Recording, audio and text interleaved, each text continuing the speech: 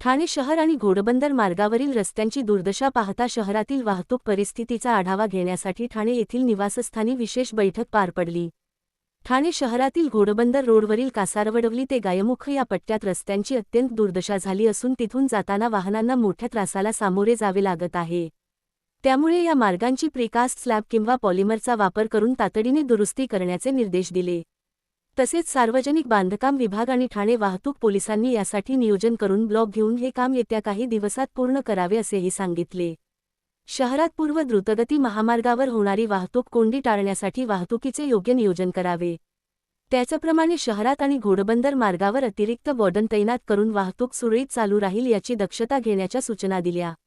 मेट्रोच्या कामामुळे अडचण येत असल्यास त्या मार्गावरील बॅरिकेड्स राडारोडा तातडीने हटवण्यात यावा असेही निर्देश याप्रसंगी दिले। भिवंडी वाडा मनोर मार्गावर खड्डे पडल्याने त्यात नुकत्याच एका दुचाकीस्वाराला आपला जीव गमवावा लागला होता।